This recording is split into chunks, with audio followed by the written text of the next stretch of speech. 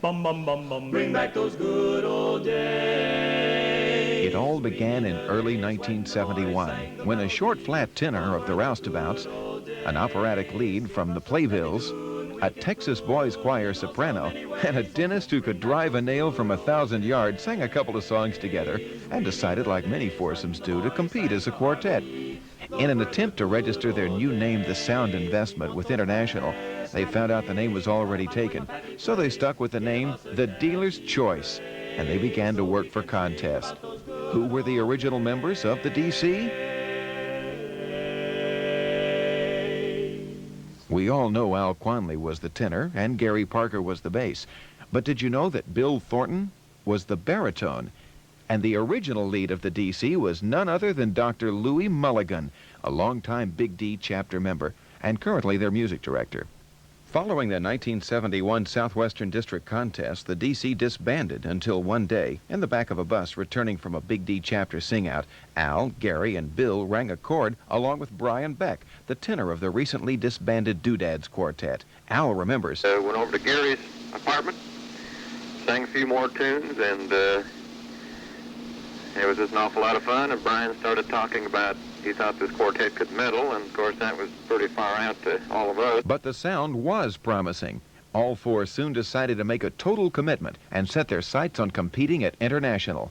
The Dealer's Choice first coach was Ray Anthony. The Dealer's Choice. Oh yeah, I remember when they first got started. You didn't have to be an expert to realize that, hey, this is something unusual. This only comes along once in a great while. Al Quanley. Dealer's Choice competed in the prelims in '72 and missed the cut, so we did not go to International that year. And decided instead to go to Harmony College, which that year was in Racine, Wisconsin. The main thing we learned at Harmony College is to sing like ourselves and not try to manufacture something that was not us. I think we were trying to strive for a California high and bright sound, which we thought was bringing chords, and they immediately turned that upside down. So it was quite a rough time for us because they really turned us upside down. The Dealer's Choice were the hit of the school. The dean, Bob Johnson, remembers. Nobody really ever heard of them, and couldn't figure out why these guys in these ugly green outfits wanted to come to Harmony College. But it turned out they came there because they had in mind wanting to go all the way in competition. Another one of the top instructors at Harmony College was Don Claus. Here he describes his first meeting with the Dealer's Choice. And in walks three fellas initially, and that was Bill, Al, and Gary. And straggling behind was this short, uninspired, bored, how could I say, absolutely unimpressed Brian Beck, walking in the room giving me the once-over. And I asked them if they would sing a song for me. And they started singing. I had recognized the sound that I had heard from about two doors down prior while I was working with another quartet, screaming. They were Bill Thornton was absolutely running whatever voice he has. We stopped them, and we started to talk a little. We didn't do much singing the very first hour. And I think after our conversation, which was give and take from all five of us, there started to become a mutual admiration society. By the time Brian Beck walked out of that room, we both looked at one another with a great deal of respect and admiration, because I think he's one of the greatest barbershop singers we have today in the society. The DC returned to Dallas with literally hours of tapes and notes on how to sing better. They then began to apply what they'd been taught, not only for themselves, but for the vocal majority, too. The Dealer's Choice were very active with the chapter or section leaders, and they spent many hours teaching the techniques taught at Harmony College. After many hours of dedication, the DC competed at the 1972 divisional contest in Lubbock, and they finished a whopping 191 points above the second-place quartet, the VM's own Mod Quad. 6 weeks later, in San Antonio, Down among the sugar. the Dealer's Choice were crowned Southwestern District champions, defeating Houston's Insiders Quartet by a slim 8 points. Yep, the Dealer's Choice were the new Southwestern District champions.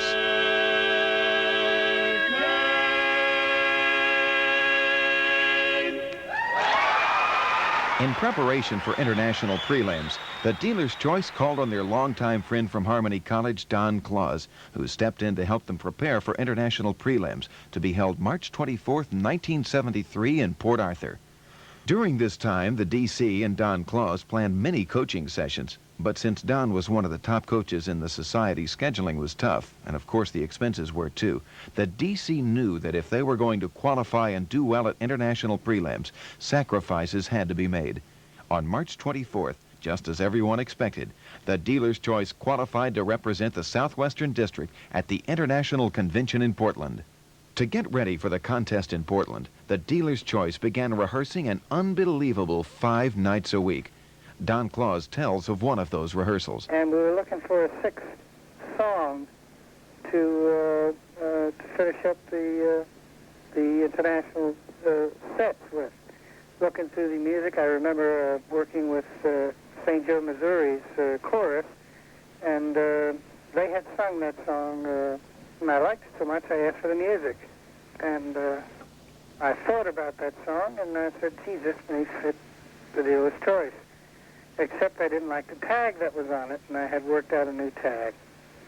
So I took it and sent it off to the fellas, and they learned it, but I didn't give them the new tag. When we got down there, we were working the song over, and then it came time for the tag, and I said, fellas, try this. And I shoved these bell chords at them, and they all looked at me and said, end the song with a bell chord?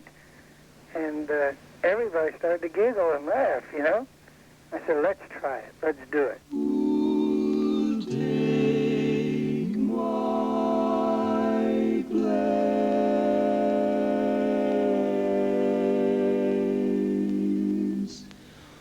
when I'm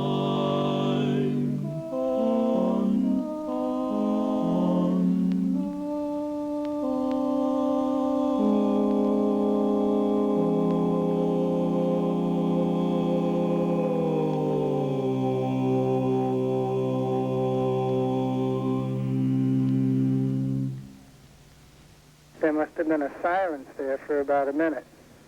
And then just everybody burst out laughing, and it was just so great and so meaningful that they may have sung that tag for the next half hour, just the tag. And I would say Who'll Take My Place holds a very special place in my heart. July 1973, the week of the International Convention in Portland. The Dealer's Choice received a tumultuous send-off by the chorus, including a good luck dollar bill signed by all the members of the VM. The vocalizers stated, "We all wish them the best of luck in reaching the medalist circle, where we all know they belong." On Thursday afternoon, in the first round, the quartet sang "Walkin' With My Sweetness" and "Who'll Take My Place." The DC was pleased to learn they made the semifinals. Friday night, the DC took over the stage by singing "Bring Back Those Good Old Days" and "You Can Have Every Light on Broadway." The audience was stunned. The convention favorites, the Pacific Air, started to worry when the DC made the final cut. when I hear that Dixieland jazz, I want to stand right up and sing. In the finals, the Dealer's Choice sang their last 2 songs, "How's Every Little Thing in Dixie" and "Songs Like Daddy Used to Play." We asked Hal Quanley how he felt. We felt good. We felt like we'd done as best as we could, and Greg Lyon was backstage with us that session, kind of kicking us in the butts, and so then it was just a matter of waiting, and so we all went backstage, and I didn't think we'd won. Not because we hadn't, but just because I didn't think anybody would win on the first time out. So I already picked us about third, and just a matter of waiting. Right directly after that, all the top 5 quartets got the word that they were in the top 5. We didn't know where, but we just know we'd medaled.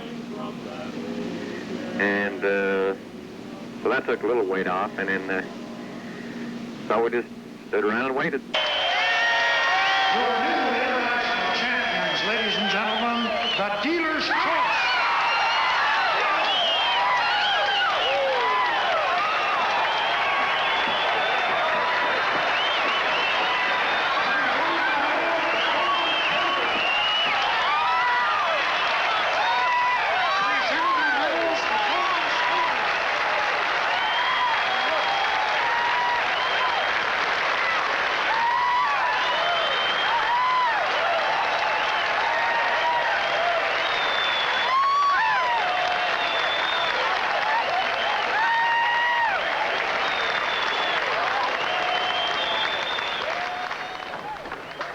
Four young men from Texas, the Dealer's Choice. They came, they saw, they conquered in 4 parts. I don't believe it. I don't believe it.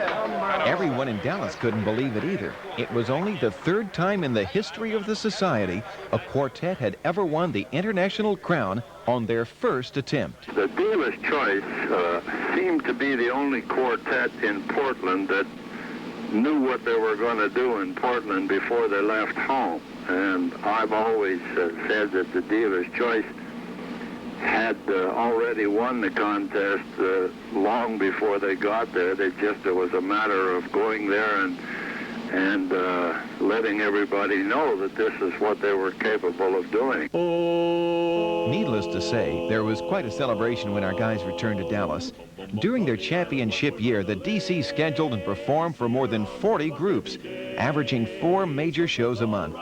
One of the first planned performances was a trip to the 1973 Hep School in Birmingham, Alabama, to repay the Harmony College people.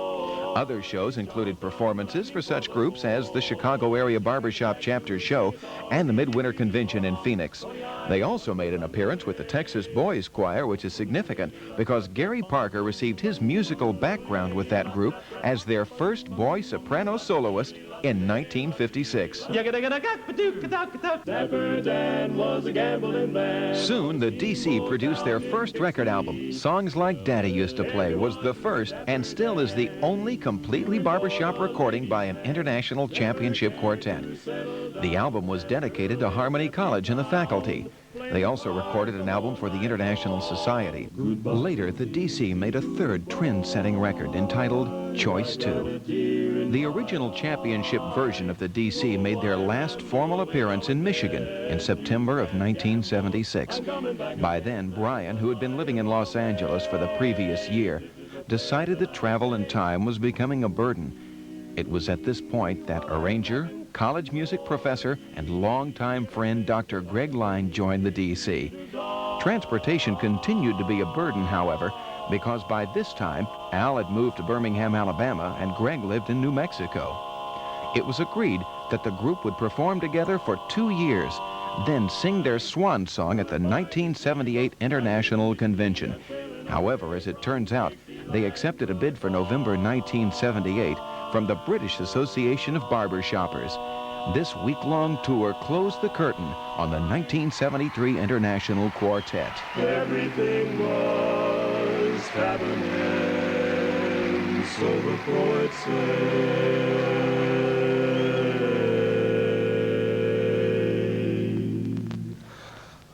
Mere words are inadequate in describing the impact the Dealer's Choice made on the VM and the society. Well, I think the Dealer's Choice set an all-time high as far as what is humanly possible to achieve in quartet singing, strictly from a vocal standpoint. It's a quartet that, to me, was the finest singing on the part of 4 men. It was the greatest ensemble of barbershop sound that I ever expect to hear as long as I live. This look back will hopefully serve as a lasting tribute to 4 men who earned every standing ovation. The vocalizer said it best. All 4 gentlemen paid the price of an international championship with serious dedication and hard work. The Dallas Metro chapter is very proud of our Dealer's Choice, not only for winning the title, but also for the extra long hours guiding the musical training of our chorus. Al, Bill, Brian, and Gary, we thank you for the simple reason that without the dealer's choice, there wouldn't have been a vocal majority.